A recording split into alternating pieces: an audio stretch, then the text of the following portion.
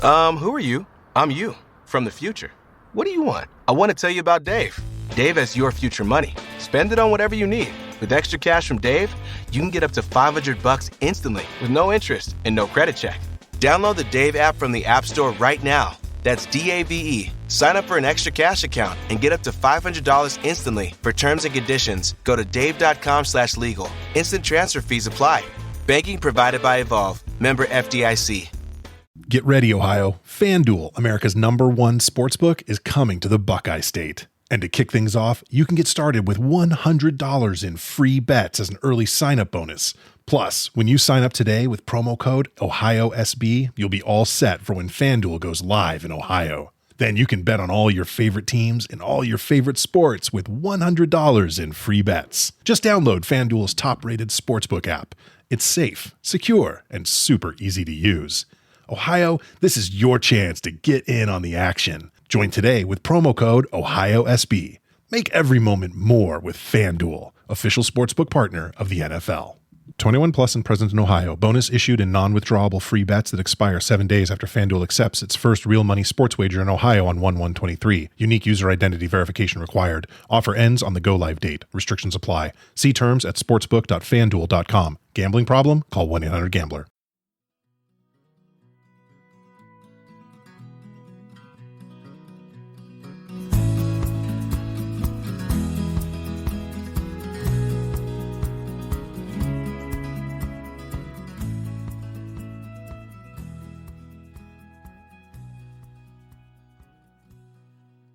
Hey folks, welcome to the Adventure Sports Podcast. I'm your host, Mason. As you'll hear, Adam Campbell here grew up in Nigeria and now lives and loves the Canadian Rockies.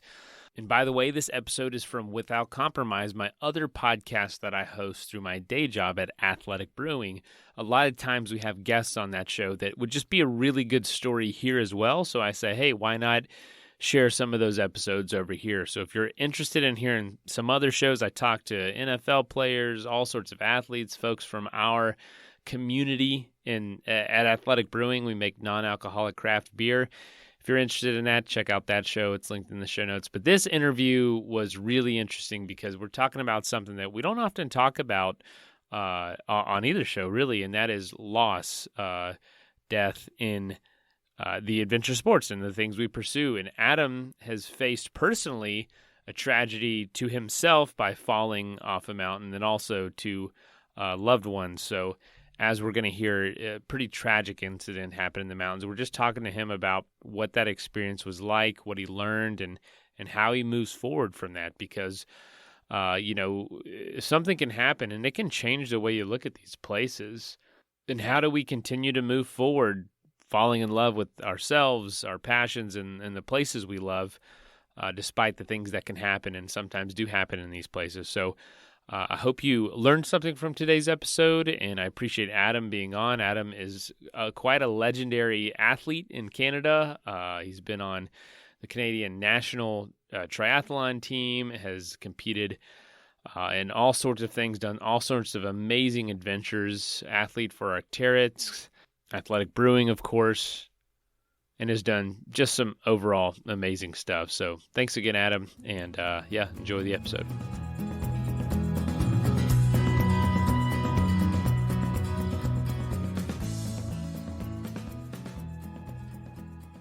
Adam Campbell, welcome to Without Compromise. How you doing? Oh, I'm doing well, thanks. Yeah, thanks for having me. Yeah. Looking forward to this. Where are you coming from? Where's home for you? At the moment, I'm calling from Squamish, British Columbia, and I've been living here since December of this year, or I guess of last year. And but prior to that, I was in Canmore, Alberta, so in the heart of the Canadian Rockies. And for a number of reasons, I felt like a change, and change to the Coast Mountains has been a good one. Squamish is a pretty special place, especially come summertime here. How different is it than Canmore? A lot of folks would say, well, one Canadian mountain town to another. How much different can it be? Well, I mean, when you look right from Canmore, you're looking at the prairies. When you look right from Squamish, you're looking at the ocean. So that's already a pretty big difference. And then, from a practical standpoint, you've got really different climates. So Canmore is at a little bit of altitude. The rock there is these heavily glaciated limestone peaks for the most part. and much colder, harsher winters. Whereas Squamish, you're dealing with coastal granite for the most part. There is other types of rock, but so a really different style of rock. And then obviously more coastal climate, a little bit more Pacific Northwest like, and got like big rainforest. So spectacular, beautiful old growth trees, and just really, really lush. It's darker and rainier, whereas Canmore is a little bit more, for American audience, a little bit more like a Colorado or a Utah, quite sunny, but cold winters for sure. And so I read that you're a sufferer in beautiful. You like to suffer in beautiful places. When did that start? And I mean, was it just growing up? Because in that area, I'm sure it's unavoidable. But when was it for you that it was a conscious decision? Yeah, well, I actually grew up in West Africa. I grew up in Lagos, Nigeria, which is about as far away from the mountains as one could imagine. It's I grew up on the ocean in West Africa, so in a completely flat part of the country, with the water was tropical warm, the weather was tropical, so you're only a few degrees above the equator. But from a really young age, we didn't have television growing up, and I spent all my time outside. So I think I've just always equated, like play and recreation and just sort of happiness with being outside. And, at first that was like surfing and, or playing in the youngest age, like, making little sandcastles in the ocean and sort of burning your feet on the hot sand to, them playing in the shore break waves, and then starting to, surf a little bit in the beach breaks there. And then later on it was sailing. And so I think I've just always enjoyed challenging myself in nature. And frankly, it's, like nature always wins. So it's sort of, developing a deep respect for it, and just sort of seeing if you can, endure what nature has to give to you, and sort of developing the skills and respect to sort of work with it as well. Gosh, that's really awesome. I did read that, but I must have skipped just preparing questions around it. But I do want to know, what drew you back to Canada, or what was really the experience growing up in Nigeria, like a totally different environment, like I said, culture and everything. Yeah. So my parents are both Canadian, and they moved there when I was 9 months old. My dad worked for a telecom company, and they're putting fiber optic cables throughout West Africa, and later on cell towers. And my dad lived there for 43 years. He actually, he retired, but he now lives in southern Spain. So my dad's definitely a sun seeker to the extreme. But I moved back to Canada when I was 17. There wasn't really much of a proper high school, and my parents really wanted me to experience what it was like to be in Canada. And I actually ended up going to boarding school in eastern Canada, so an hour and a half outside of Toronto, in this small town called Port Hope. And it was wonderful. It was kind of out of a movie, really. So Lagos, where I grew up, is one of the world's big mega cities. There's almost zero infrastructure, and it's loud and it's chaotic. But we would go to Europe and to the Alps and to Spain for most of our vacations. But going to this really green, lush, outdoor, beautiful campus was just a really wonderful place. And that's sort of where I started discovering, like cross-country skiing and backcountry skiing and mountain biking, and started to discover a little bit more about organized sport, because I played a lot of sports growing up and I did a lot of activities, but there was no real organized sport per se. We'd show up and play a soccer match, but there was no training. And so I started training for these other outdoor sports when I was about 17.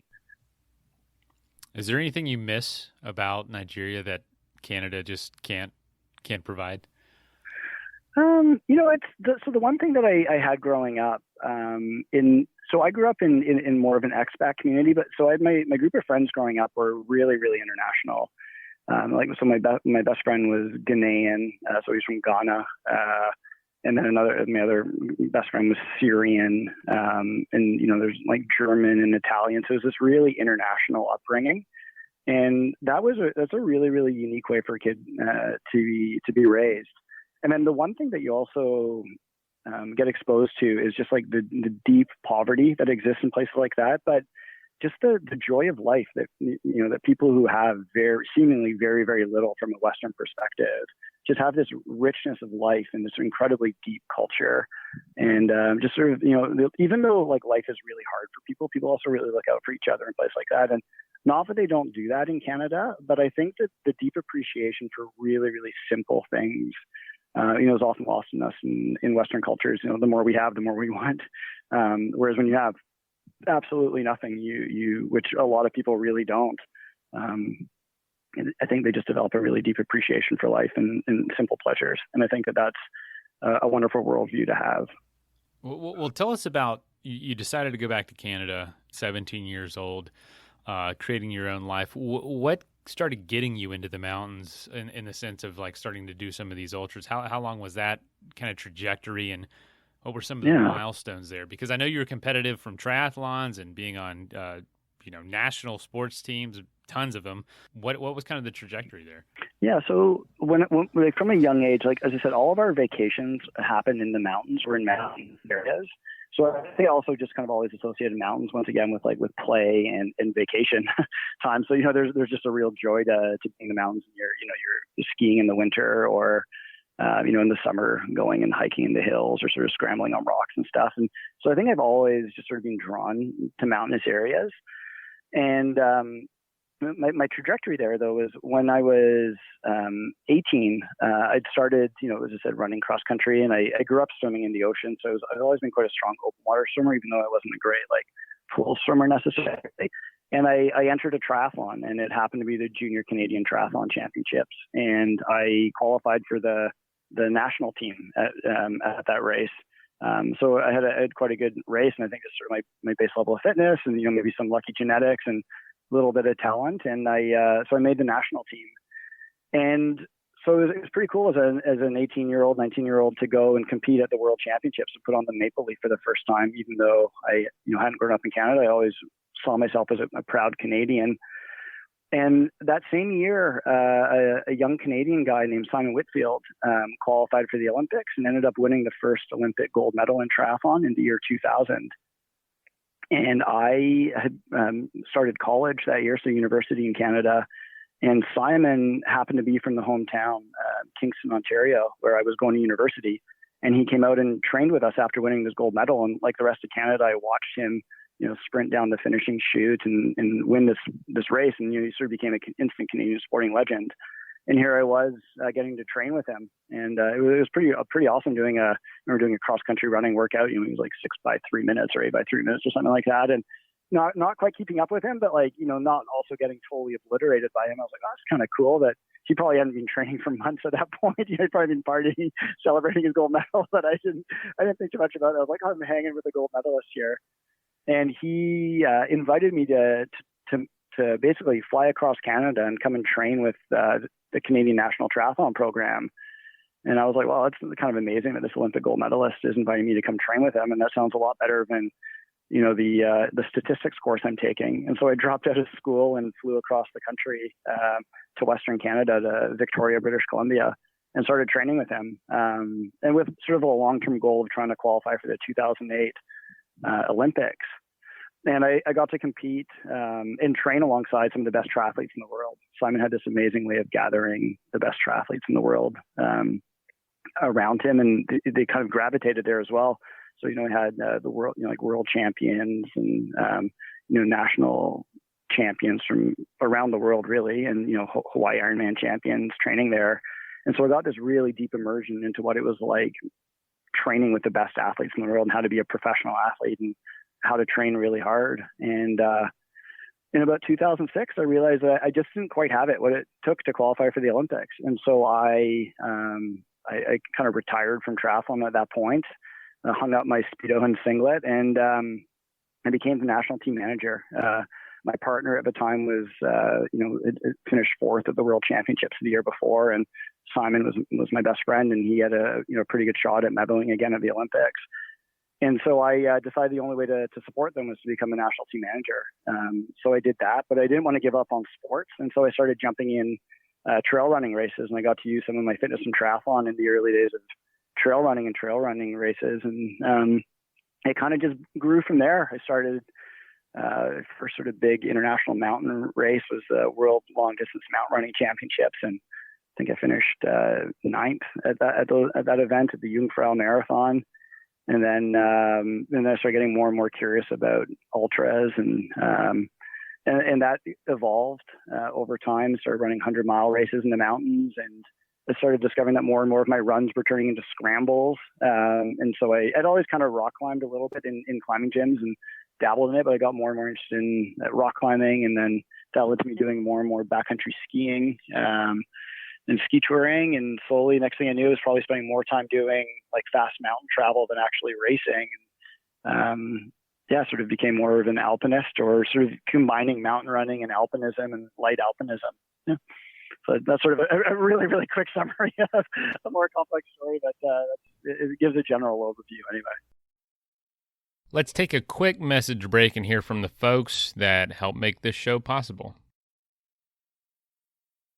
As all of you know, when it comes to getting ready for an adventure or actually doing the adventure, it usually involves a credit card of some sort. Credit card is just easier than cash to deal with a lot of the times. It's lighter. That's very important on a lot of adventures. But believe it or not, there's actually a credit card called the Aspiration Zero credit card that can help you tackle your negative impact on the climate just by using it. It's the first credit card that fights climate change by planting trees with every swipe. And the way it works is simple. With an Aspiration Zero credit card, you plant 2 trees with every purchase you make. And 2 trees soak up about the same amount of carbon dioxide in the air as the average American puts out every day. Not only do you help the planet when you swipe the card, you also get another green reward too. Cash money, baby. Unlimited 1% cash back on all your monthly purchases when you hit carbon zero for the month. So as you start buying things for that next adventure, or you're on the adventure and you use your card, you can know that you're offsetting a lot of what you're doing. So make your dollars make a difference. Apply for the Aspiration Zero credit card today and earn a $300 welcome bonus after spending $3,000 in the first 90 days. Apply right now at aspiration.com/ASP to go carbon neutral effortlessly and earn a $300 bonus. Go to aspiration.com/ASP. Aspiration Zero MasterCard is issued by a beneficial state bank pursuant to license by MasterCard International Incorporated. Good credit required. Terms and conditions apply. In this economy, and right before the holidays, you might have some new hires you need to find. It feels like a high-stakes wager for a small business. Well, guess what? I have news for you. LinkedIn Jobs is going to help you, because you want to be 100% certain that you have access to the best qualified candidates available, and LinkedIn Jobs is going to help you do that. Helps you find the right people for your team faster and for free. That's my favorite part personally, and I have actually used LinkedIn Jobs. I've looked for jobs. I've hired folks using that, and it is amazing how quickly it finds people, how they can set up job alerts, and just the communication's really easy, and it's very simple to use, which is helpful for someone like me. So if you want to try LinkedIn Jobs to help you find the right qualified candidates and do that faster, post your job for free at linkedin.com/ASP. That's linkedin.com/ASP for Adventure Sports Podcast to post your job for free. Terms and conditions apply. Get ready, Ohio. FanDuel, America's #1 sportsbook, is coming to the Buckeye State. And to kick things off, you can get started with $100 in free bets as an early sign-up bonus. Plus, when you sign up today with promo code OhioSB, you'll be all set for when FanDuel goes live in Ohio. Then you can bet on all your favorite teams and all your favorite sports with $100 in free bets. Just download FanDuel's top-rated sportsbook app. It's safe, secure, and super easy to use. Ohio, this is your chance to get in on the action. Join today with promo code OhioSB.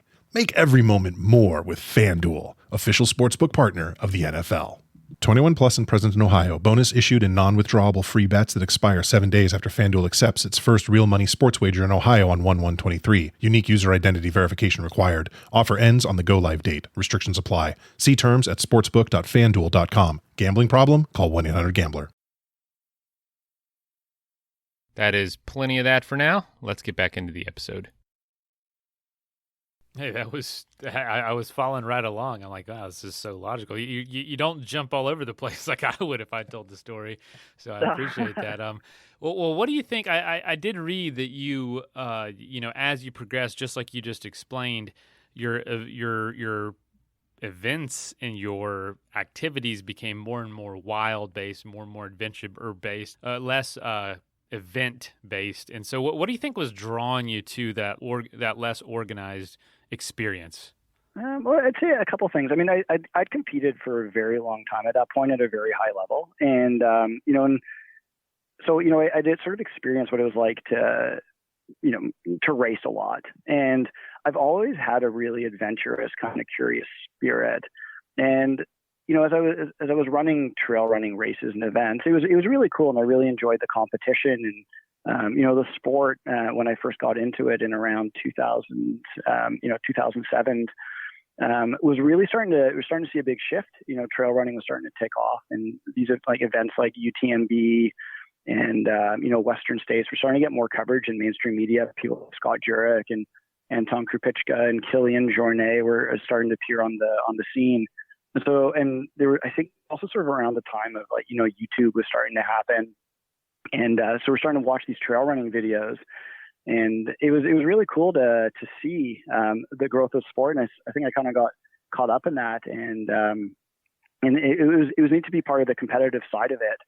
But after a bit, I was starting to get, as I said, more and more curious. I was just spending more time moving in the mountains, and I'd be running across the base of ridge lines, and rather than sort of staying on the groomed trail, I'd start scrambling up these ridge lines instead. And it was just a sense of adventure and sort of seeing where my body and feet and technical skill and courage or stupidity would take me. I just love looking at maps and seeing people link up ridge lines, or sort of reading trip reports and hearing people who've done like a 6-day backcountry hike and seeing if they could do it in a day and that kind of stuff. I thought it just sort of felt really freeing. And I think having done such a sport at such a high level and in a really structured competitive environment, I just really enjoyed the freedom of still being able to push myself and challenge myself, but doing it in a way where it's more in response to the terrain and nature and the environment you're moving in.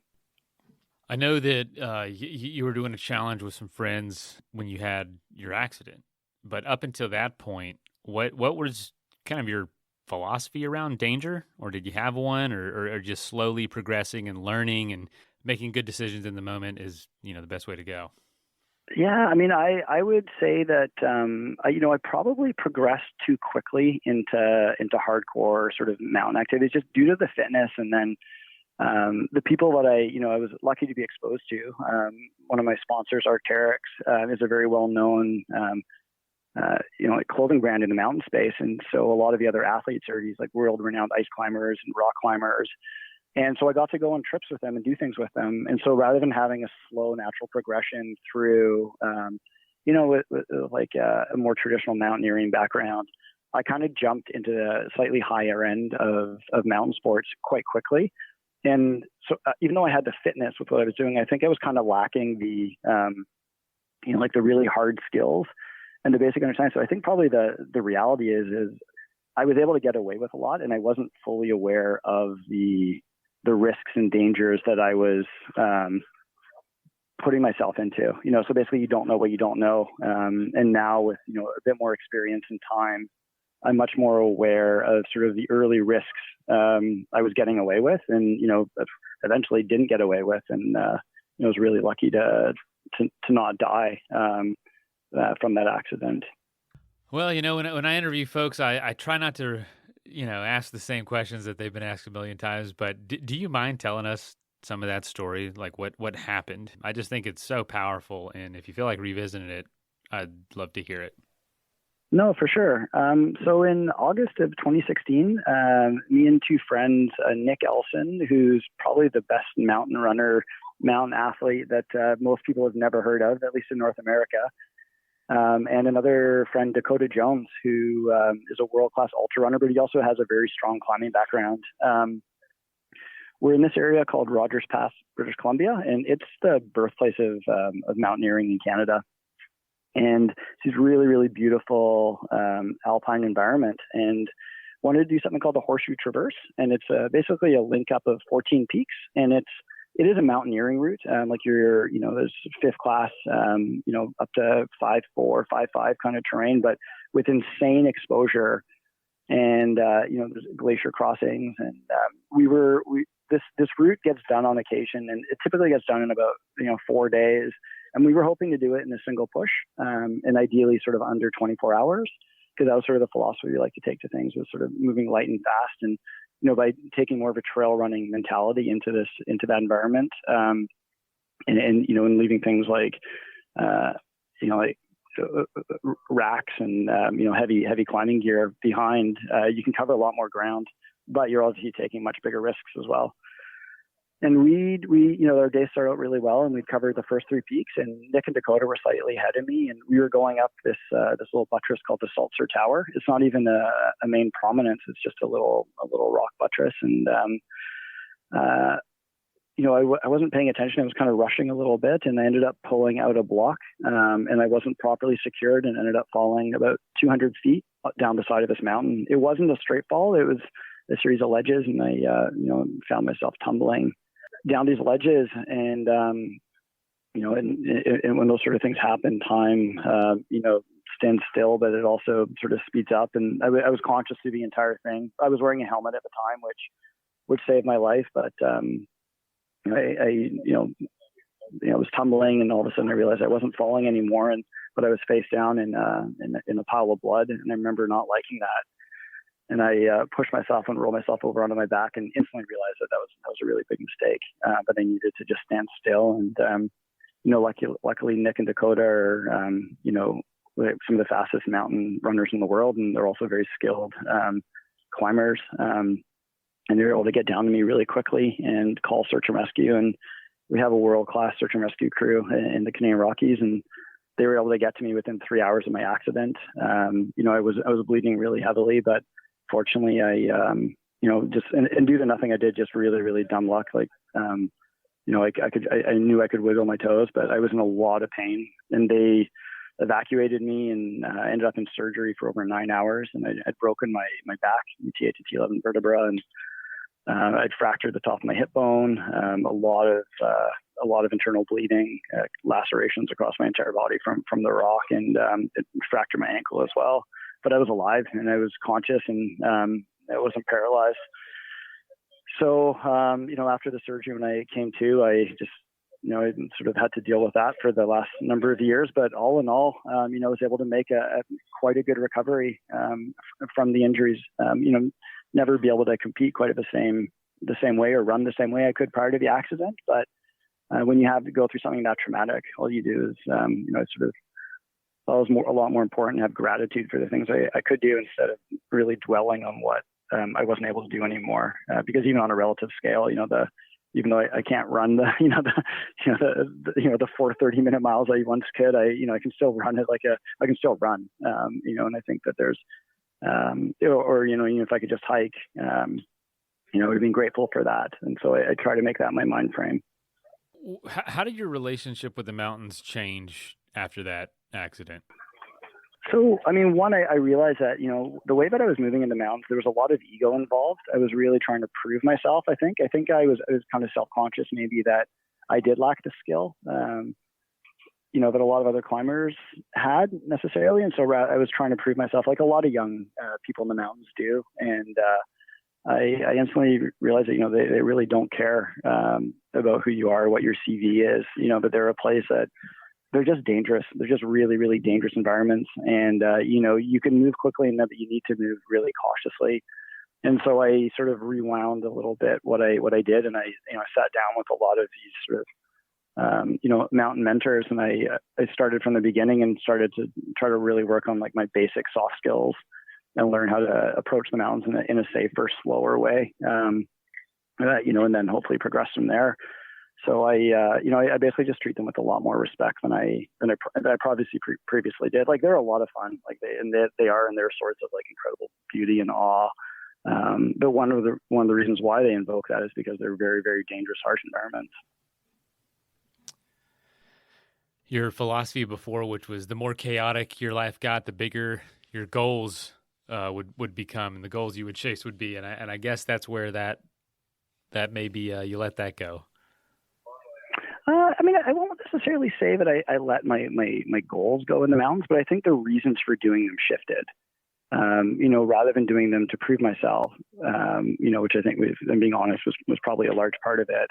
I try to remind myself that it's more about curiosity and sort of being less attached to the outcome. I think it's still cool to try like rad things and to be inspired by hard lines and but to not identifying yourself by the outcome. I think that was sort of the big mental shift that happened for me anyway. But I know a lot of people that have gone through mountain accidents who just never went back, and that's totally okay as well. But for me, I've always, they continue to be a source of beauty and strength and empowerment for me. And there's no sense of wanting to go back and conquer what I've done, but rather just go and sort of understand and immerse myself in them. Did you think to yourself, like, okay, a lot of people have a situation like this, an accident that really changes their life. Did you think, I had that, it's behind me, it's done. Now I have to learn from that, and this is the rest of my life? I don't know if I was so naive as to think that nothing could ever happen again. I think that'd be a really, really dangerous mindset to go into the mountains with. I think, you don't certainly never think you're invincible. But as I said, I continue to give them a lot of respect and to try to keep developing skills, taking avalanche courses and rock rescue courses and weather courses, and spending time with really, like mentors and people who spend a lot of time in the mountains and sort of asking them questions and just trying to be deeply curious about the places I move in, to try to minimize, the likelihood of something happening. But anytime you're in a risky environment, in high consequence environments, that you try to stack the odds in your favor, but you can never guarantee that nothing will ever happen. And and me and my friends and my partner at the time, Laura, talked about those things a lot. When you're out there, you're constantly basically doing risk assessments and hazard assessments when you're moving in technical mountain terrain or in actual backcountry. To give people context, the Canadian Rockies are even though they're accessible, they're very, very wild, very, very harsh mountains. They're really, really remote and quite unforgiving. Wonderful places to prepare you for, the Himalayas, but places like the Himalayas are far less remote than the Canadian Rockies are. There's just thousands and thousands of kilometers and miles of uninhabited terrain, and much of that terrain sort of still unexplored by people. Well, so you get through this accident and, shifting perspective, respecting the mountains more, maybe doing it less for ego. What were some of the goals then? What were you doing? I know you went out with friends, like you said, but what were some of the things you were putting yourself through at that point?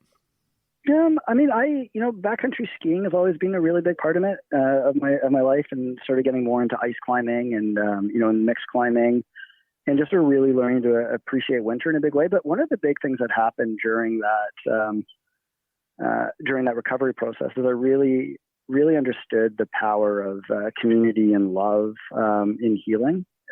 Prior to that, I think I had this notion that I was this strong, independent, this fallacy really, but this strong, independent, athlete and with a very healthy ego.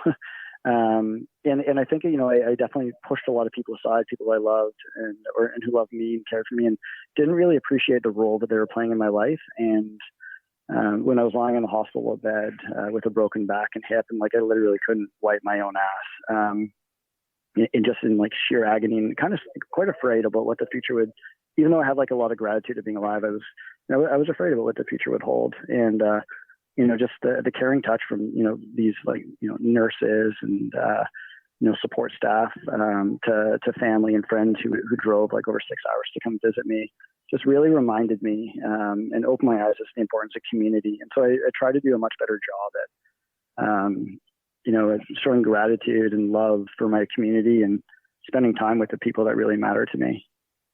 Well, take us through that day that you experienced with Laura. But before that, I want to ask about how you met Laura, because it was it was not as frictionless as it could have been. There was a lot of you had to pursue a little bit. She was not at all making it easy for you. Yeah. So prior to my accident in Rogers Pass, the year before, I'd met this wonderful woman. Her name is Laura Kozakowski, and we actually met online. And she was an anesthesia resident, so she was a doctor in training in anesthesiology. And she'd just come off a 30-hour shift, and we agreed to meet for a beer. And I remember seeing a photo of her, and she was super beautiful, obviously incredibly smart, and really, really athletic woman. I was like, oh my God, this person's kind of perfect. And, I had actually sent her a message on the dating app, and she kind of hated the dating app. And so I don't think she ever really checked it, and I didn't hear anything back, but I noticed that we had some friends in common. And so I messaged one of my friends, and I was like, hey, do you mind putting in a good word with Laura, just sort of telling her she should probably meet up with me. And luckily they were a good wingman, and and he did, and we ended up meeting for a beer at the Kensington pub, and she'd just come off a 24 or 30 hour shift and was absolutely shattered and was going to bail on it, but decided last minute to actually come. And I remember seeing her outside the pub, and was like, oh man, she's even more beautiful in person than she is in her photos. And we ended up just having this really, really deep, meaningful conversation. And there's just like an instant sort of chemistry and attraction. But we were both just coming out of longer term relationships, and it was a little bit of I'm not sure if either one of us was quite ready to move on yet. And but we I knew that she liked mountain activity. She grew up as a competitive climber, but she played competitive hockey, and her dad was a mountaineer. And so we started going for some light ski tours and some rock climbing together, and ended up going and doing a few easy alpine routes together, and just had these really wonderful connections out in nature together. But then you get back to the valley, there's still a little bit of and she was working a lot at the time as well, and I was also working as a lawyer, and so it was a little bit challenging to actually sort of to hold that same connection in the valleys as we could in the mountains. And so we were pretty hot and cold. But then when I had my accident, I think it kind of just knocked both of us into like, what are we doing here? She dropped everything and came and helped and looked after me and helped me recover. And it really, really just bonded us in this really, really special way, and ended up getting married a year later. And, she became one of my main climbing and backcountry ski partners, and we did a lot, and she could move like effortlessly in the mountains, and it was also just a joy to be around. And and we also traveled the world together as well. We were both, once again, like really just curious and adventurous people, and very much so, even though we were both professionals, we both very much had a work to live kind of mentality. So we would take months off to go and travel and climb and explore the world as much as we could together. And so yeah, it just was a really, really special, unique couple of years together. Let's take a quick message break and hear from the folks that help make this show possible.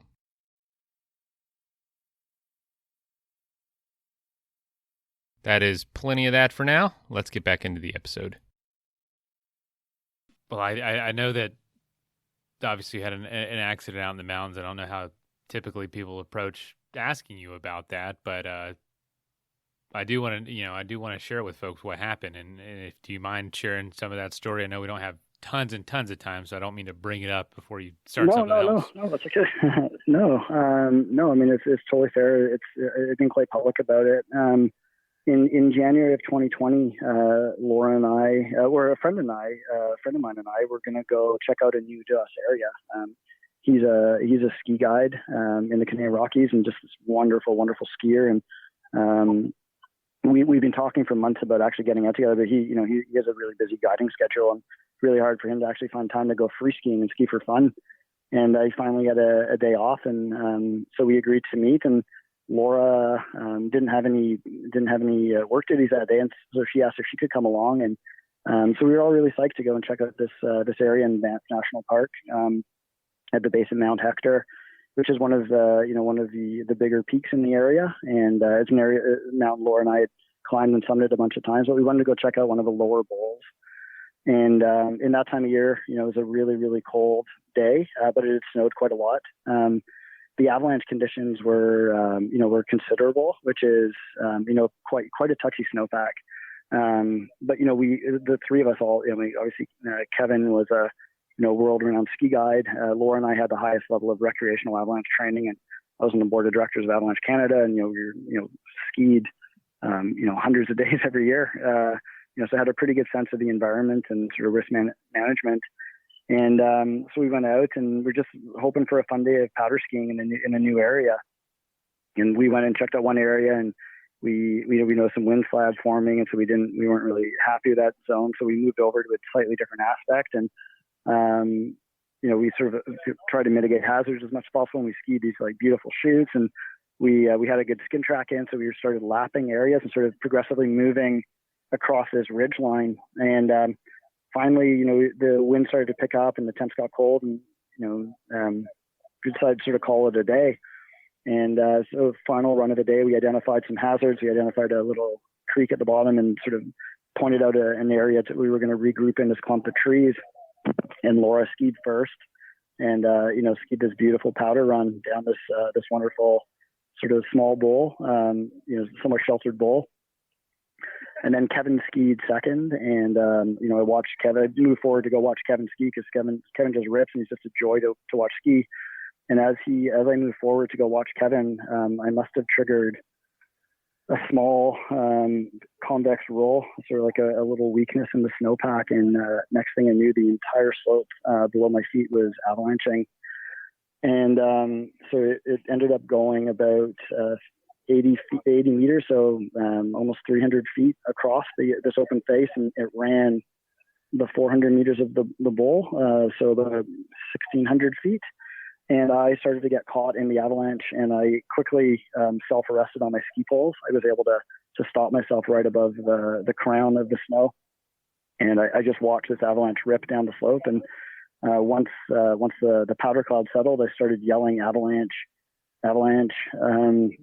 But they were both quite far down the slope. And so I quickly transitioned over to another aspect so I wouldn't trigger any secondary slide over top of them. And I skied down as quickly as I could. And when I got down there, I saw Kevin, and Kevin said that he saw Laura in the trees. We start yelling her name, and she doesn't respond. Yell again, she doesn't respond. And we quickly realized that something serious has happened. And so we pull out our avalanche beacons and start performing a beacon search. And we get drawn into this creek bed that we'd identified as a hazard. And the best reading that we got so when you're backcountry skiing, everybody in the group wears these avalanche transceivers that send off a little signal. And there's either a send mode, and then if something happens, the other people in the party send it to search mode and starts looking for these signals. And the best signal that we got was 4 meters, which means that Laura was buried over 12 feet into the snowpack from us, and in this quite a steep cliffside. And so we both pulled out our avalanche shovels and started digging as frantically as we could. But it was quite a complex dig due to the steepness of the slope. So we ended up having to dig from almost 10 meters back, so almost 40 feet plus back, to tunnel in so that the snow wouldn't just keep falling in. You have to sort of tunnel your way into the person who's buried. And so it took us, almost 45 minutes to get to her. And when we got to her, her body was upslope, and Kevin, she was really blue, but Kevin was able to clear her airway and tried to perform. He got a pulse. He told me he got a pulse, but in fact, in retrospect, he lied to me. And we ended up having to keep digging for another 45 minutes. And the second we got the 12-foot reading, I press send on my, I had an inReach with me, because there's no cell signal where we were. And so that had initiated a call to local search and rescue. And so after an hour and a half of digging, we finally got Laura out, and we tried performing CPR on her, and we got no response. And, we took every bit of clothing that I had in my pack and tried to keep her warm. And I sat with her and held her and caressed her and tried my best to not fully collapse, because I thought that she was dead at that point. And finally, when the search and rescue crew got up, they were all friends of ours, and they recognized us, and that just absolutely crushed me when they saw who we were. And you could see the look, even though they were all very professional, you could see the look on their faces that this looked really serious. And it was obviously really hard and traumatic on them.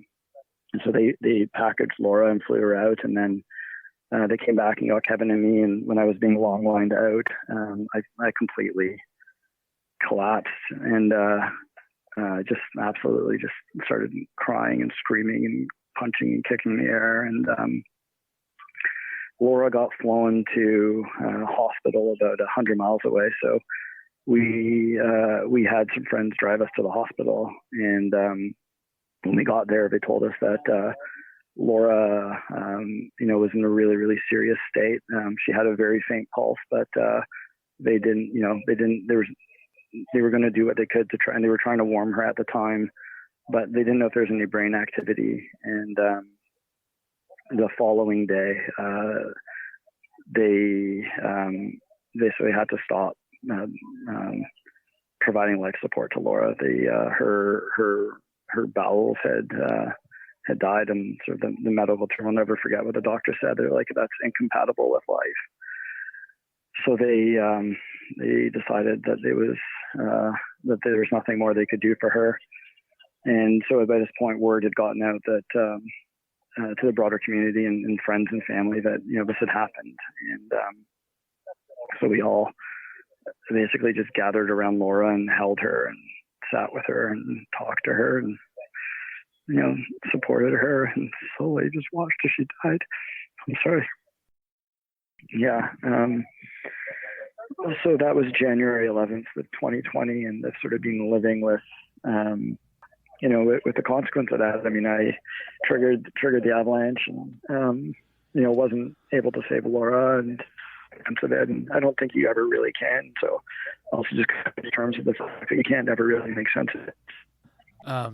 I know that you've been asked about that so many times, and I hate to have to revisit it with you again, but what do you think, having gone through something so traumatic yourself, and having gone through that, I mean, and that was right before the pandemic. I mean, that was just, gosh, blow after blow. What do you think you're learning about life through these experiences, or what do you think that you can share? That, you know what I'm saying? Like, what is maybe some of the overarching lessons that you've learned about this life that we're all living? Yeah. No. I mean, I have, I've been really, really, I've been really fortunate through a lot of my life. I come from, I have a privileged family background. I got to experience some incredible highs. I got to see large parts of the world. I don't have to worry about putting food on my table or feeding my family. I've been really, really fortunate in that way. But at the same time, like, life can just be hard, and it can be short. And I really, I kind of made a promise to Laura that I was still going to just try to have as much gratitude for and try to experience as much of the life that she will never get to experience. And, I really, once again, as I did through my initial accident, really had to support and rely on my community and friends to see me through these incredibly hard times. And I just sort of reminded of how important it is to hold the people that you love close. And then also just to go and try to find those deep, rich life experiences, like the awe moments in life, the material things and the results and all that stuff doesn't really matter at the end of the day. They're cool things to have. But what you really, really remember, what I think about are the little smiles I got to have with Laura, and telling her I love her, having coffee with her in the morning, and I really miss those things. So I think just trying to have a real deep appreciation for those moments when you get them, and don't take those things for granted. Sorry. No, those moments are what make up life. Yeah. No, I mean, life is about love ultimately, but it is also about hardship. That's also a part of it. It's not. Don't hide from those emotions either. I think just accepting the fact that sometimes life is hard and sometimes things are shit. It's part of my language there, but they just are. And asking for help in those moments and allowing people to support you, and then supporting your friends as well when they're going through that stuff is really, really important. Do you see people differently now? Just maybe not knowing what people might be going through? Yeah, no, absolutely. I mean, there's that classic saying that, be kind, everybody's going, you don't know what struggles people are going through. I do genuinely believe that. I think that, we're all just trying to do our best. Everybody's trying to do their best, and we all kind of fumble our way along. Nobody has any of this figured out. And I don't think that there is a right or a wrong. Well, there's definitely some wrong ways to do things, but just try to be kind to people, have a lot of compassion for them, try to understand their viewpoint and where they're coming from. I think if you can do those things, you may not agree with them, but at least you've given them sort of the dignity of trying and given them space. And I think that can sort of, open a lot of, well, one, it could open your eyes and mind to a whole new world of viewing, but also just showing people general kindness comes back to you in spades as well. And not that it needs to come back to you, but it generally does. And I think you just end up living life in a slightly happier, more content way. You said, I heard you say before that life has always been about finding your edge. What is your edge now? I don't necessarily know if I don't know if it's about finding your edge. I think it's about just like deep curiosity. And curiosity means sort of being willing to explore slightly uncomfortable places and spaces. And so I'd say that's what it is. It's once again, it's just a deep knowledge, like wanting to have a deep knowledge and curiosity about what's around the next corner, what's somebody thinking. So just replacing yourself in positions to be able to explore those curiosities can go a really long way to leading a very rich and fulfilled life. I know you had really big goals before, and you said you still do. What would you say one of your biggest goals you haven't yet achieved is now? Probably having a family. I think there's one thing I'd like to have. It'd be that, whatever that means. But I'd say that's probably, once again, I don't think I try not to be too concerned with like actual outcomes of things, but just, at the end of my life, sort of, if I could have people say, he was a kind, compassionate, curious, adventurous person, I think that would mean a lot to me. So I think sort of that, and I'm thinking a lot more about sort of my legacy going forward. Just I'm no longer, the athlete I used to be, but I'm sort of, I just want to keep evolving and changing. I don't want to be the same person I was when I was 15 or 16 or 20 or 30. I want to keep evolving as a person and experiencing life to its fullest and sort of keep, evolving and adventuring with it. Yeah, absolutely. Well, I tell you what, I'll wrap up with this. On each can of beer at Athletic Brewing, it says brew without compromise. And we realized in order to brew without compromise, you need to live without compromise. And so considering all the life that you've lived so far and what you've experienced, what does it mean to you to live without compromise? Well, once again, I just think it's like, it's just, dare to try. I think it's just, don't be afraid to try new things. Don't be afraid of failure. Just put it out there, try it if you're curious about it. Don't be afraid to be a beginner either. It's actually really fun to learn new skills and develop, and you never know what sort of community may come from that. And in terms of it's interesting actually, in terms of the drinking non-alcoholic beer, having a cup of tea, having a brew to me is all part of sort of the overall mountain experience, because that's like where a community forms. So you share stories. And I've really, really tried to cut back on alcohol. Just due to, so everything I've gone through, I definitely have dealt with some mental health issues and emotional issues. And I found that, consuming alcohol, one could be a potentially dangerous crutch for me. And I also just found it really affected me in quite a deep way. But I also just really love beer. You're quite a predicament there. Yeah, so non-alcoholic beer has been a wonderful way for me to sort of still engage in those pastimes and activities I really enjoy in a way that doesn't have a negative impact on me. In fact, it just kind of enhances my life, because nothing I like better than finishing an adventure, getting back to the truck or getting home and, opening a cooler or fridge and cracking a beer and handing one, most importantly, handing one to my partners that I'm with, cracking it with them, and then start storytelling. And that to me is like, that's the peak experience. First of all, thank you so much for listening. It means the world to us that you choose to listen to this show. If you'd like to help us further, you can leave a review on iTunes, share us with your friends, your family. It goes a long way to grow in the show. You can also support us financially through patreon.com/adventuresportspodcast. Link is in the show notes. And also, if you have an idea of who could be a good guest for the show, we're always looking for people to tell their story about the outdoors or adventure. So if you know someone, please reach out. Email us at info@adventuresportspodcast.com. And until then, get out there and have some fun.